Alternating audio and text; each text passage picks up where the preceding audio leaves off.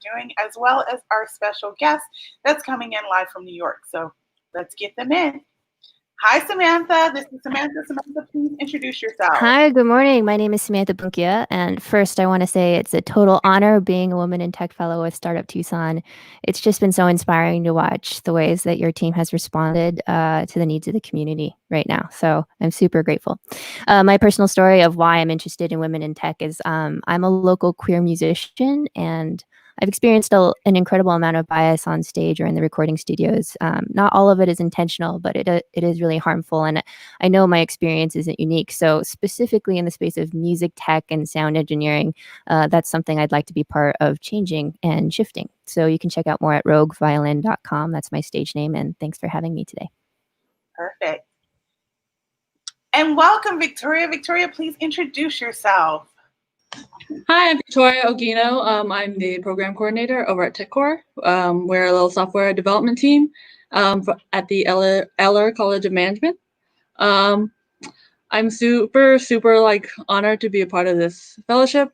I've met amazing women, Samantha and Bonnie, my co-fellows. I love them very dearly.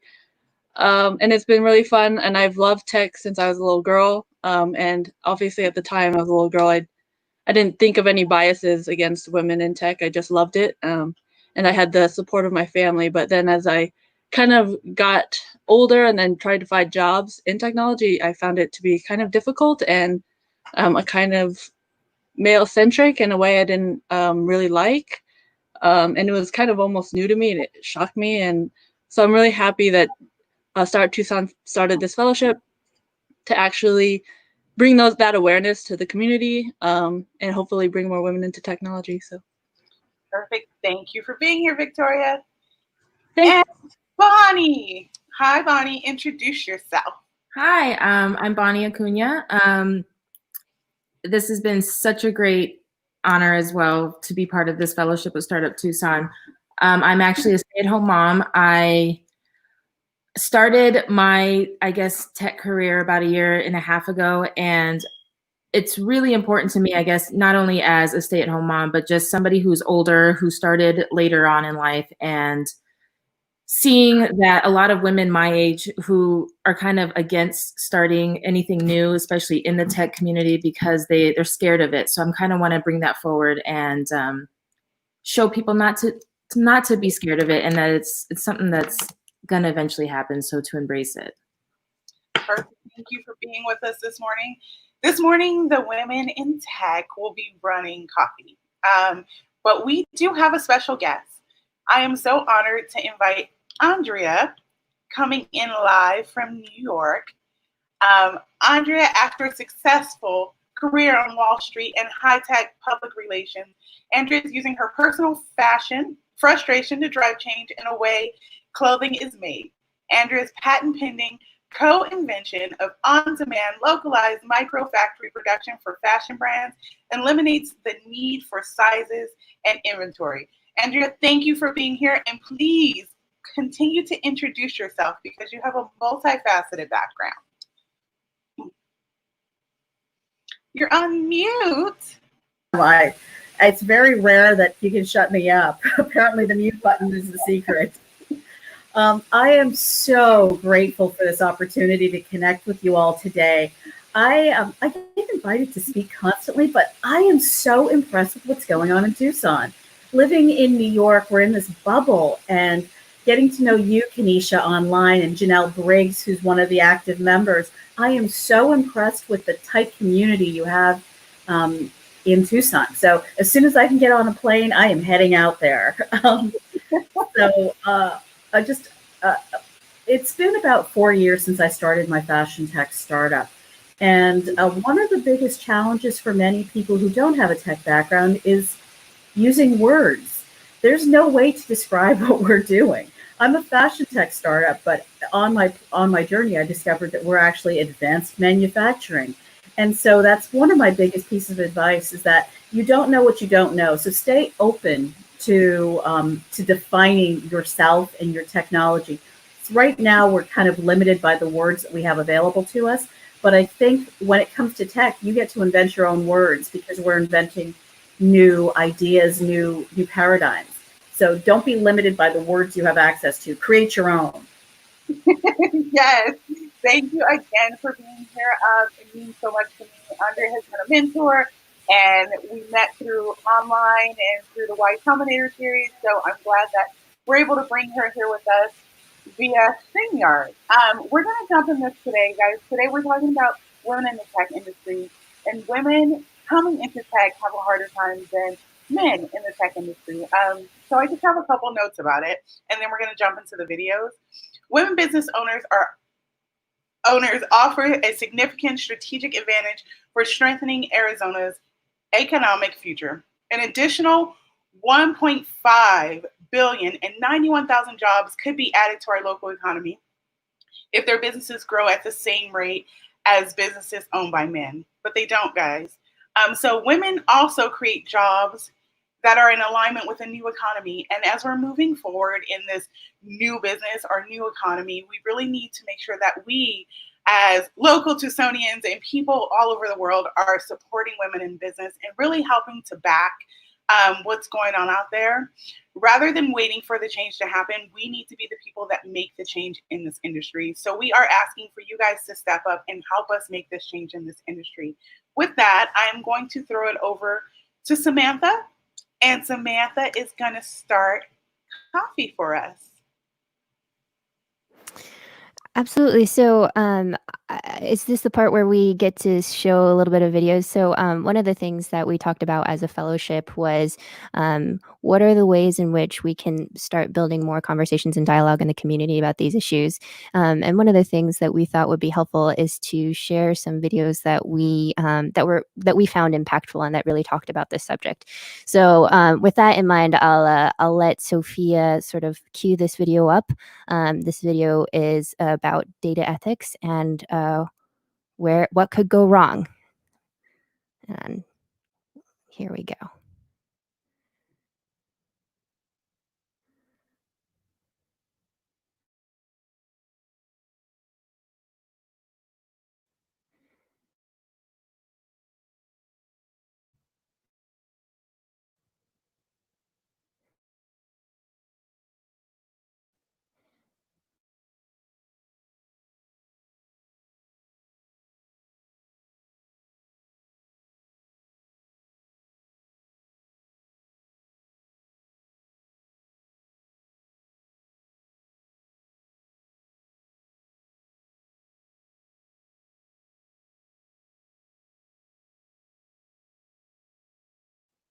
Hey, Sophia, can you get the sound on this? Is there sound happening?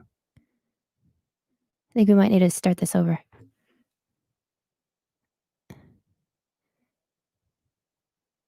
Maybe unmute.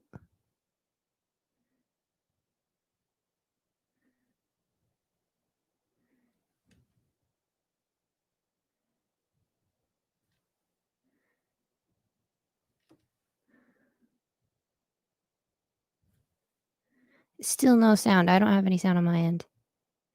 Do you guys want to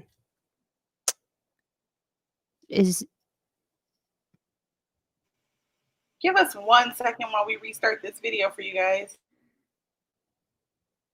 Thanks.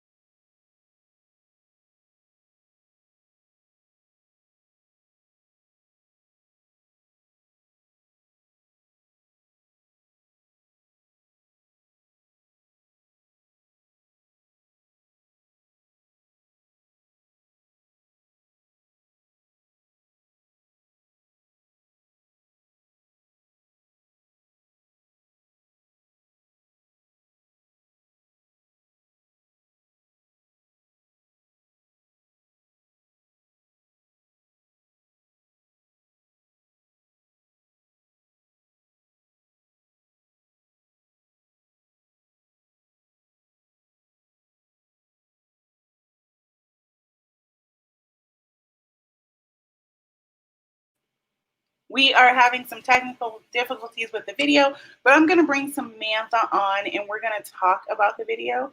And then we will make sure to put the video, one, in the chat, but also on our stream so that you guys can watch it.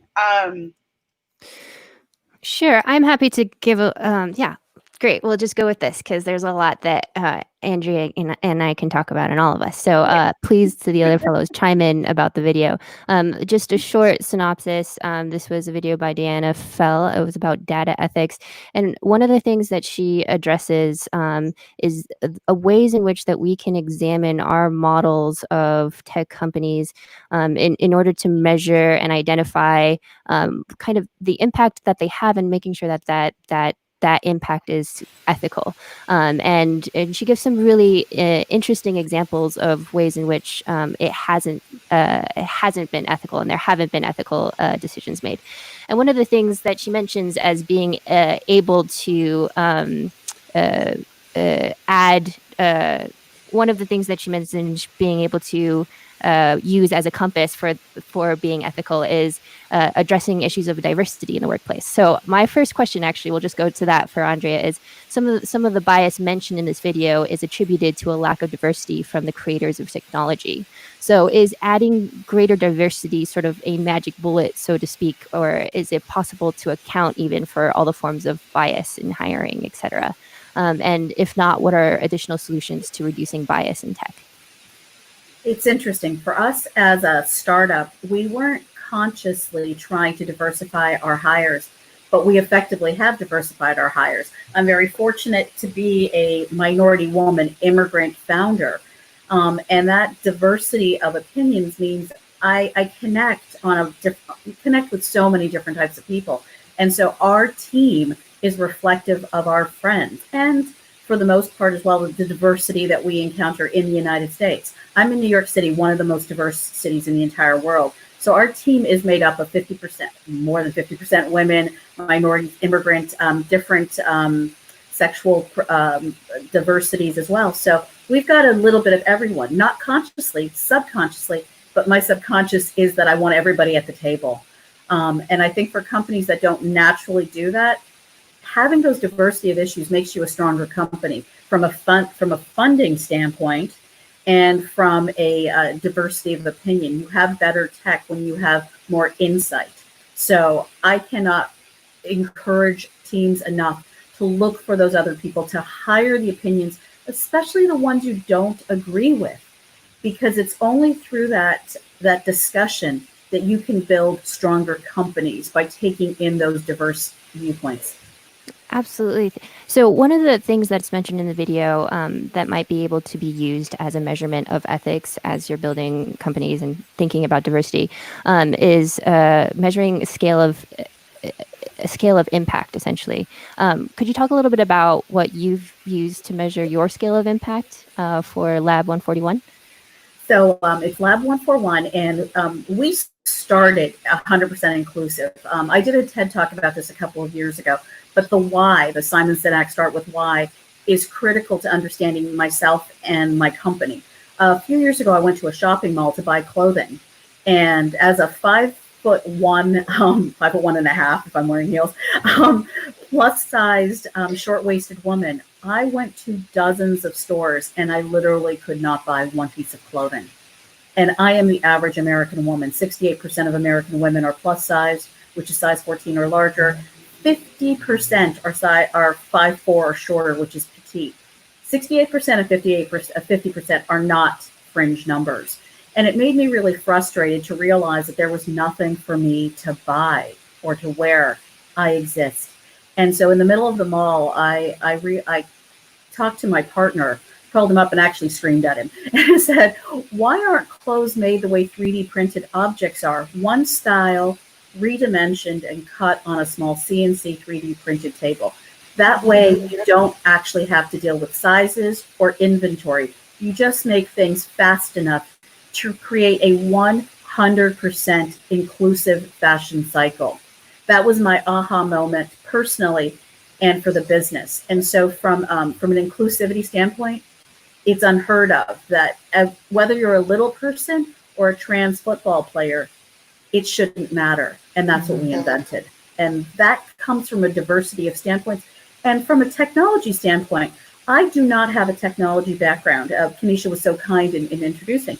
I started out on Wall Street. I did public relations and I was in business development. These are not high tech, in the high tech sector. But because I was able to identify a problem and my tech adjacent experience in the 3D printing world allowed me to pull from those areas to solve the bigger problem. We are, and I think that also as an outsider my whole life, that outsider's perspective of how do you include yourself and everyone all at once was one of the benefits. So I encourage everyone listening, your problem is someone else's problem, and you might actually represent the vast majority of people. Solve that problem for yourself, and you're probably solving it for millions of other people. Oh, I love that. I want to ask another question, and I also want to open it up to people to drop questions in the comments section, and we'll have some people read that out. But as you're dropping those questions, everybody, going off of that, listening to problems. One of the things that you mentioned when we were talking on the phone yesterday was about having increased mindfulness, and I really liked the word that you used. And you were specifically referring to companies during COVID-19 right now, and I think this plays into the idea of ethics that this video was talking about. And so I would love for you to give just a brief background of what that means for even the fashion industry, because I know I learned a lot of fascinating new things that I had no idea. So I'd love for you to share some of that and how we can increase our mindfulness, both as consumers, but also as business owners right now. So thanks for that, for chatting with me last night to get context. Totally. What many of us don't know as consumers is where our clothes come from, how they're made, and what effects they're having. There's the term sustainability that people throw around, but as all of us have probably gone through our closets in the last couple of weeks during COVID, we've probably realized how much stuff is in there, how much stuff that we thought was such a great deal. Oh, look at this fast fashion discount that I got from, I'm going to throw some names out, but these are not the worst culprits. These are just some of the best known companies. H&M, Zara, so many of us are so excited about that discount $5 dress that we found. Somebody paid for that.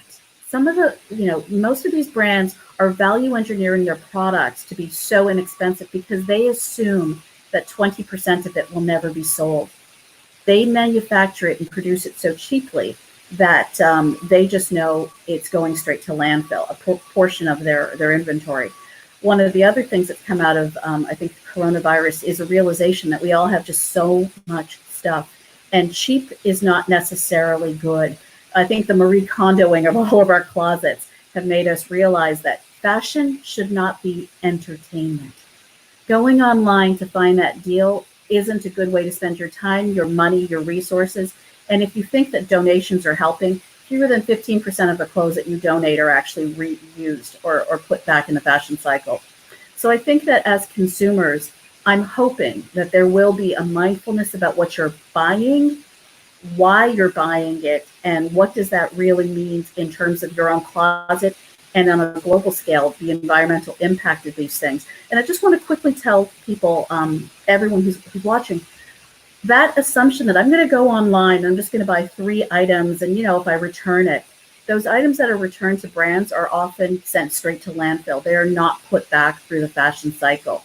So that onus is on you. If you buy 3 sizes, hoping that one of them will fit you and you're just going to return the other 2, that brand has to dispose of that. It's very rare that it actually goes back in the fashion cycle. And also just coming out of COVID, some of you may or may not have been reading that the fashion producers in the third world countries, in Bangladesh and Pakistan and India and China, a lot of big brands are abandoning the inventory that was produced. So these small factories that have made clothing for back to school, it's sitting on the docks, and these countries are suffering, absolutely suffering, because 80% of all exports coming out of Bangladesh are in the fashion industry, and so many large brands are abandoning that stuff. So it's very unfortunate what's happening in the industry. And I think as consumers, we have a responsibility to know where our things come from and to care about our things. And entertainment shouldn't be coming in the form of clothing. because there is a ripple effect across the world. And from a very personal standpoint, all that money that you had in your closet, those $5 deals constantly can add up to a lot of money. Buy fewer, buy better, buy what fits, and think about what you're spending on. I think this is one of the big takeaways from the COVID crisis is a mindfulness about our personal responsibilities. Awesome. Thank you. So Bonnie, I know we have some questions from the audience. Do you want to chime in and ask a few of those? Yeah, sure. Nicole had actually asked, how can we be more conscious about what we purchase? I think you may have touched a little bit on that, but possibly if you could elaborate for that question. Thanks for asking. I think it starts with reading the labels. Where are your things made? There's a lot of greenwashing when it comes to many industries, the food industry, the fashion industry. The first thing starts with supply chain. So read where your label is, and if possible, ask these companies to be more transparent about who's producing their clothing. And so I think as a consumer, there's been this mindset that if you pay the lowest price, you're smart. Wow, you didn't pay full price. The problem is when you're not paying full price, that thing really probably isn't worth what you paid for it. So there is, I think as consumers, we have to look at cost and also about the production. I love buying on Etsy because I know who's made my thing. And I don't mind paying a few more dollars to keep those jobs locally, whether it's in Tucson or whether it's in America. I think the consciousness of where it's made, how it's made, and who made it is where we start. And as a consumer, you can ask on any social media platform, hey, where's your factory? Can you tell me about the conditions in which your products are made? I think that's where the mindfulness starts. Let brands know that you actually care. One of the things we're learning right now during this COVID crisis, we're so thankful for those frontline workers. Frontline workers also include the people who sew your clothing. So I think that's what we have the responsibility as consumers. Eric had actually asked, how do you convince more people to pay for quality, and how do you do that in your marketing to make it better? So in my TED Talk, it's called Clothing Sizes Kill the Environment and Your Ego. And one of the things we talk about that I mentioned is that right now, fast fashion is 3 wears before it's thrown out. That's the average. People are paying so little that clothing is now considered a disposable commodity. And we all know that it's thousands of gallons of water to produce cotton. And I think a mindfulness, yeah, I just saw your eyes, Bonnie. Yeah, it's thousands of gallons of water to make a t-shirt. And that throwaway item, really, somebody's paying the price, whether it's very close to slave labor in foreign countries or resources to make that throwaway item. I use the example that if you've ever had a shirt that had buttons, a lot of the factories, so when you sew a button on, you actually tie a knot, you sew the button, and then you tie the knot again. These factories don't actually tie the knots because they take too long and they assume that you're going to throw away the item before the buttons pop off. Yep, I saw that, Victoria. It is absolutely true. So when you buy a fast fashion item or something that's very poorly made, the assumption is you're going to throw it out. It's disposable. So they don't have to make it very well. You only paid a couple of dollars, so what do you expect? And I think that stepping back and look, a flight to quality is, I think, one of the takeaways. And I think as a consumer, you have to think, if I bought that thing for a couple of dollars, it was probably still produced for a couple of cents. Maybe buying something that's made with pride. You can wear it with pride and own it with pride. Buy fewer, buy better, buy what fits, and wear it longer. A few generations ago, we had clothes that lasted more than a half a cycle or 3 wears. So wear things for longer is the best environmental contribution you can make. Forget sustainability. If you wear something 30 times, that has absolutely become a sustainable product, as well as cost per wear. Buying something, no matter what it costs, if you wear it, it actually becomes a good deal. If you buy something disposable, not necessarily a good deal. Oh, I feel like we can talk forever on this subject, and we can go on and on and on and on. But we're gonna jump into the next video because we have the audio working. Yay! And there's so many questions still lining up, so I'm gonna make sure that we come back and we answer your questions at the end. So continue to pop those in there. Sophia, can you cue up the next video for me, please?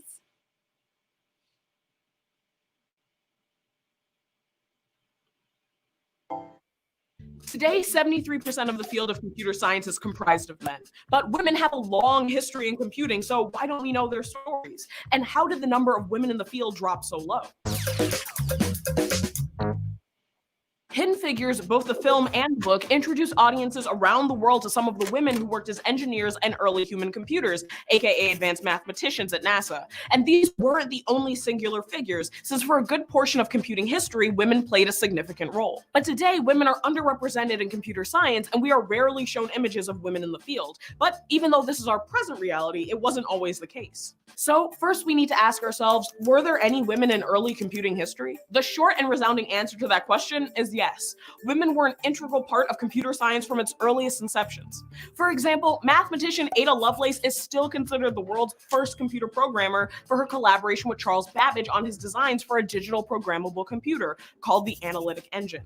And that was as early as 1842, even though the machine was never built and her insights couldn't be tested at the time. And throughout the 20th century, there were numerous well-known women in the fields of computer science and programming, including the three featured in Hidden Figures, Katherine Johnson, Dorothy Vaughan, and Mary Jackson, whose work was instrumental in promoting U.S. interests during the space race. Other noted figures include computer scientist and U.S. Navy Rear Admiral Dr. Grace Hopper, who was one of the first programmers on the Harvard Mark I computer. In 1958, Elsie Schutt opened Comp Inc., one of the first software companies in the world, and it was staffed entirely by women. In 1946, 6 women programmed the ENIAC computer at the University of Pennsylvania, which was the first electronic and programmable computer. But when the project was revealed to the public that same year, the 6 women's names were left out of the story. But the reality is that in the early half of the 20th century, especially after World War II, many women were encouraged to enter the field as human computers or expert mathematicians. That's in part because with so many men enlisted to fight during the war, jobs in many fields were looking to hire women to fill those vacancies, and computer science and programming were no different. In fact, the ENIAC computer was a project run by the US Army, and it could be used to run ballistic trajectories. So, as the war raged on, women with degrees in math were in high demand to start working in the field as mathematicians and early programmers, many of whom were self-taught. In fact, after the 1960s, the number of women in computer science was on the rise, with women majoring in computer science rising steadily from 1960 until about 1984. That's in part because of the increased job opportunities in the field, and in part because women were actively encouraged to enter it. But the reason computer programming was seen as a field that was natural for women was due to outdated and sexist ideas about the kinds of jobs that women were suited for. At the time, men considered building computer hardware to be the real skill-oriented or challenging job, while relegating computer programming to skills they associated with secretarial labor, like typing, filing, and operating a telephone switchboard. In 1967, Cosmopolitan magazine ran an article titled "The Computer Girls" about how smart and savvy modern women could enter the field as computer programmers in order to earn higher wages.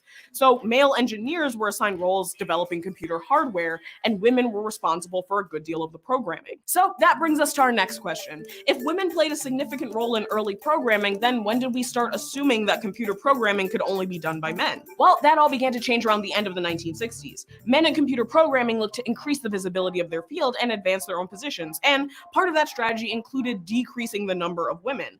They created their own professional organizations and educational requirements to exclude the women already working as programmers and discourage new women from entering the field. There were male bias tests, including a skewed personality test that basically equated presumably masculine traits with programmers, and exams where men shared the answers with other men in their professional associations. And computer industry ad campaigns ran sexist slogans that claimed that women were linked to human error and inefficiency, despite the fact that many of them pioneered computer programming. But this occurred decades ago, so that brings us to our final question. Why is there still such a large gap in the number of men versus women in computer programming related fields, and why is the field represented as male-centric today? Well, according to NPR's Planet Money, this all started to shift around 1984. As home computers and video games entered the market, ad campaigns were run that represented these new innovations as toys and devices that should be targeted towards young boys.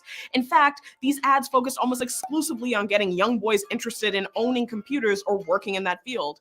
In 1984, 37% of computer science majors were women.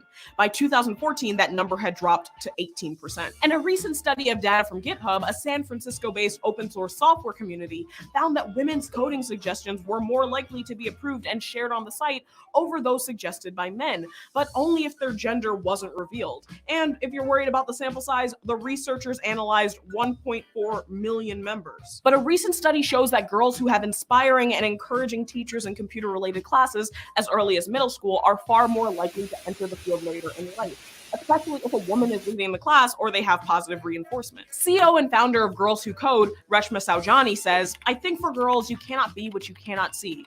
And so when you have positive role models teaching them computer science, talking about the pioneers of computer science, the impossible seems possible, and they then can imagine a place in the field for themselves. So it's important to start young, since 74% of women working in computing fields today were exposed to coding in middle school. Well, despite what we see today about stereotypes that women either aren't equipped for or naturally inclined towards jobs in computer programming, women were actively involved in shaping the field. It wasn't until a combination of factors such as computer programming becoming more prestigious, discrimination in the field based on gender, and the 1980s branding of computers and video games as interests for young boys that we started to see a rapid decline in women interested in entering the field, even though women in other STEM fields has steadily increased over this same time period. But there is hope, since programs like Girls Who Code are geared towards increasing girls' involvement in coding from an early age and bringing women back to their historic levels of involvement in computer science. So, what do you think? Any more info on women code or resources to share? Drop them below and we'll see you next week. So we had a lot of... All right. Thanks for sharing. I'm glad we got that audio figured out. So, Andrea, I have a couple questions for you again about this video, and then people, please feel free to drop questions, and we'll get to those people tuning in. We'll get to those right after this. So, my first question is that popular media was cited in this video as a pretty significant player in shaping the number of women in computer science. And so, to what degree do you personally feel influenced by popular media in regards to your career choice? Were you ever inspired by media? What inspired you? Inspiration comes from a lot of resources, but it came from my family because growing up, I was born in Guyana, South America, so and raised in Toronto, and I've been in New York for 25 years. I never saw anyone who looked like me ever in popular media growing up as a South Asian Caribbean woman, so that wasn't one of the resources that I looked to for inspiration, but it was my family. And I do need to talk quickly about, I love this video so much because this is my life. As a woman who didn't have a technology background, it was that ancillary experience of being in the 3D printing world. My partner is a mechanical engineer, a software engineer, and I was influenced by that. And it was from that understanding of hard tech, from building 3D printers, not just using it to print plastic things, that I was able to draw from this constellation of experiences. I was able to figure out that my problem with fashion was about the production side. So one of the questions, I can't remember, Dre, was understanding about the technology background was, I was able to pull from that 3D printing experience and figure out how it should work because I didn't know how things worked. Anyone in technology sees what no one else sees. There's a certain amount of insanity, I think, and by nature, if you're filing a patent, it means that you see an opportunity that no one else saw. And I just need to drop that in there. I'm also the host of a Stroke of Genius podcast from Intellectual Property Owners Education Foundation. It's a free foundation from the Patent Lawyers of America, essentially. And fewer than 10% of all patents are from women, and yet our primaries on patents, and women of color is less than 1%. So I encourage all of you in tech, file that IP. You can do it pro se, you can do it for free, you can find resources, but protect your IP. It shows that you really believe in yourself and the value of what you've invented or what you've started. I cannot encourage you all enough to do the filings. Take yourself seriously. Believe in yourself. If you've done something and you've poured your heart and soul, protect it, because that shows other people that you believe in it too. You really believe in it. Thank you so much for that. There's this, small quote in the middle of the video that says, "You cannot be what you cannot see," and I feel like you really just spoke to that. And you now are in this position of like you get to be someone that we get to see. And so, with that in mind, my next question is: with all the experience that you've gained now as a female leader in the STEM field and in that space, if you could go back to the first day that you started sort of incubating this idea, and give yourself a piece of advice, then what would that advice be? It's okay if you don't know what you're doing. It's the Socratic dialectic. I know enough to know that I do not know, and that's okay. All of us starting out don't know what we're doing, but if you feel that passion, if you're driven to solve that problem, stick with it, because no one else gets it except for my entrepreneurial community. I am so grateful for all of you, because it's only other people that are taking that risk, that are going outside the norm, that are inventing or creating the new, that get me and I get them. And I think that that's one of the strongest things, is the people who don't take risks don't understand those of us who do. So find your tribe and cleave to them. I have a quick question about the risks, specifically like related to gender roles. And does it? And I feel like, as someone new to the tech space, it does feel like there's more of a risk in a way for women to enter this space. But can you just talk a little bit about gender roles in general in tech startup environments and sort of natural tendencies and things you've observed in your personal experiences around that? It is interesting. In our company, we are a hardware and software startup. We're applying the principles of 3D printing, not printing plastic dresses, but using a 3D printing model for the production of one at scale. So it's one style, redimensioned like a CAD redimensioning, and then cut on a small CNC 3D printer. So from gender roles, it's been interesting.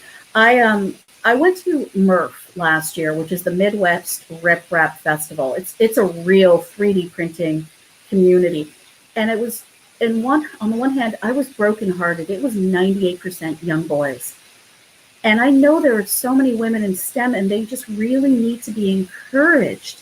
Because the second I start talking about fashion and 3D printing, every single woman comes over to every single girl. It's like, wow, I've always loved fashion, but I didn't realize that there was this 3D printing component.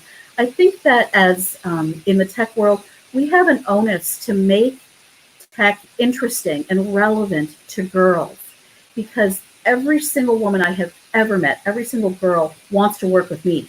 Like, wow, I never thought of fashion and tech.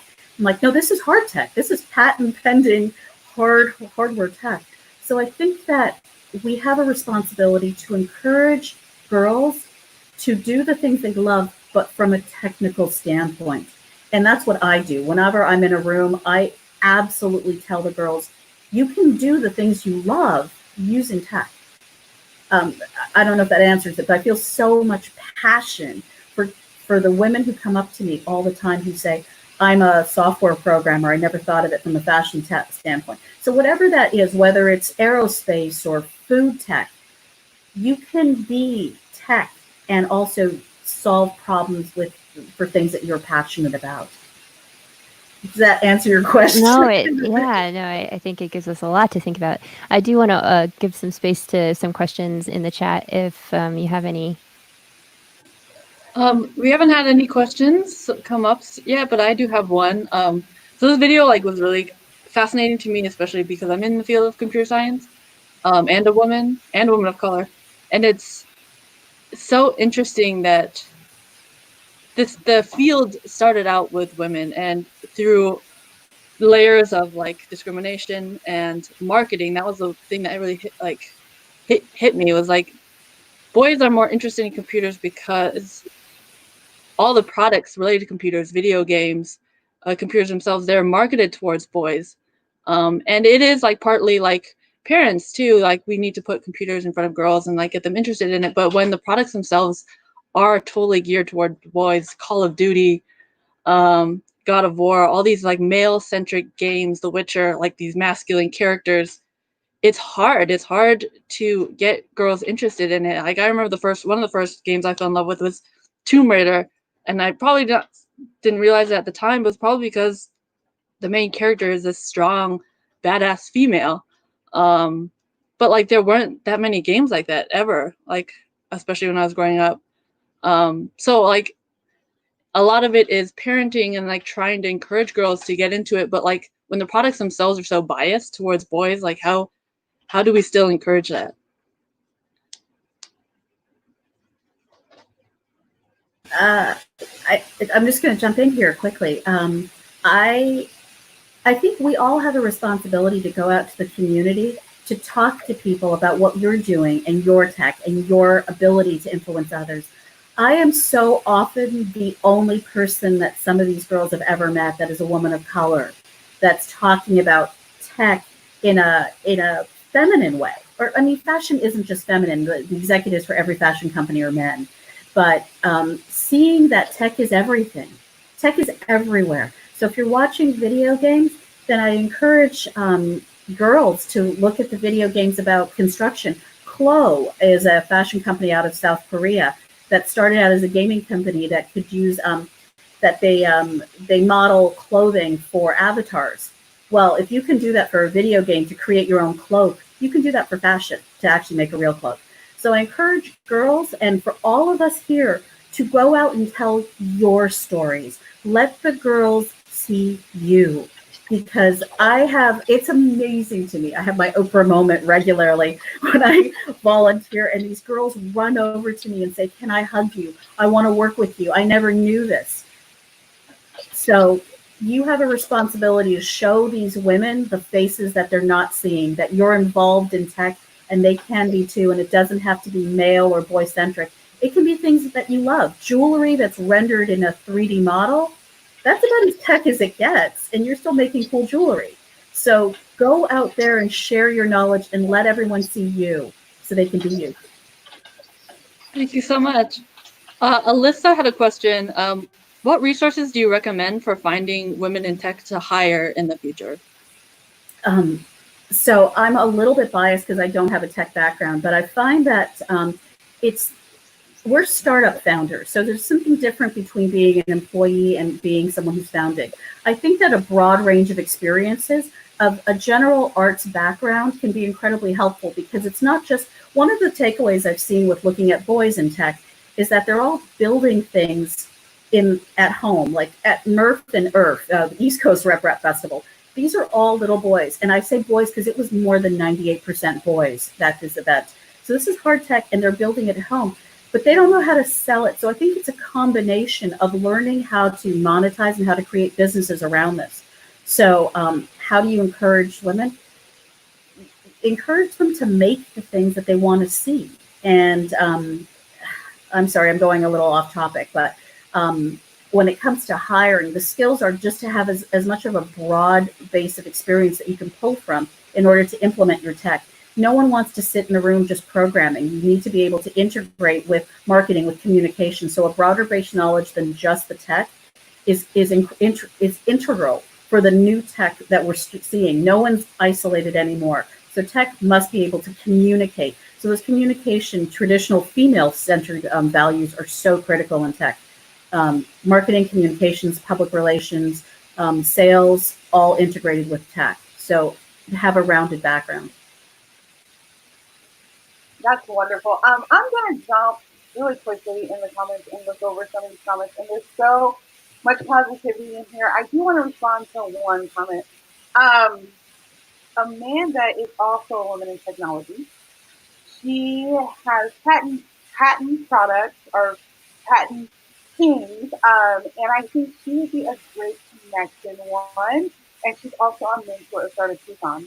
We also have Erica who does braless clothing. So she makes clothing, tops, shirts, and things like that for women who don't wear bras or don't want to wear bras. So we have a lot of people within our comments. But I do want to comment on one thing. Mike, thank you for joining us today. Technology is all sorts of things, whether it's in fashion, whether it's in TV, whether it's in gaming, whether it's in the products that we make, and women can step up and do this in any part of the industry. So I want to make sure that as we are making these comments in the chat, we are being very positive because we need that positivity for women as well as we need it more now than ever. So we are going to have some final comments, and if there's any final questions, I want you to pop those in the chat. Samantha, do you have any final comments? Victoria, Bonnie, Andrea?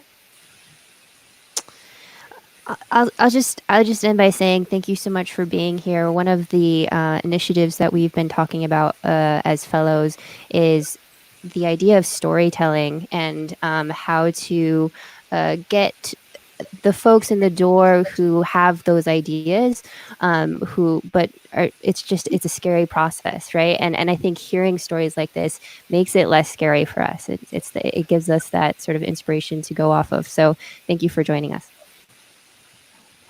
Yeah, thank you so much. I think a lot of it, I think we talked about risk and taking that risk, and I do feel like it is harder for women to take risks. We're much more risk averse. We tend to be much more take safer choices, and being able to see someone who like took that leap and was bold and took the risks is really, really like inspiring. One of the best things to help women actually do it themselves. So thank you so much. I'm so grateful for this opportunity to talk, and I really truly wish it was in person because I just want to hug all of you. I live alone, and hugs are something I miss the most.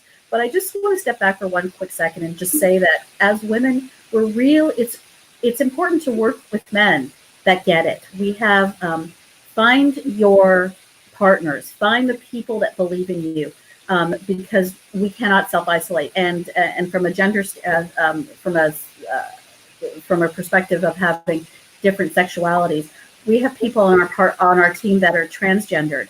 So it's really important to find your tribe, find the ones that believe in you, and try to leave behind the ones who don't support you. This journey is so hard as an entrepreneur.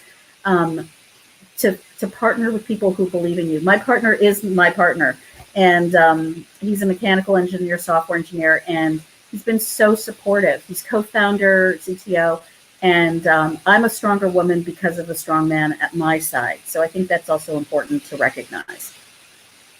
Thank you so much for joining us. Our women in tech are freaking amazing, if you have not figured that out yet. Thank you, ladies, so much for stepping up and hosting this.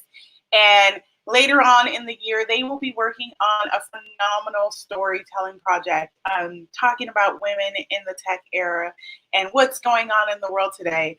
Thank you guys for your positivity. Thank you guys for supporting them as well as supporting us. We cannot wait to see what comes out of your storytelling series. Andrea, I cannot thank you enough for being here today. And hopefully in the future you can be with us in person and you can meet everyone. I can't wait. I really can't wait. Neither can we. Thank you guys again for joining us. Today is Wednesday, so Friday we have Startup Bites at noon, and then next week we have Startup Nights. Don't forget the theme alert. It's going to be so exciting. We'll see you guys then. Thank you again. Bye. Have a great day.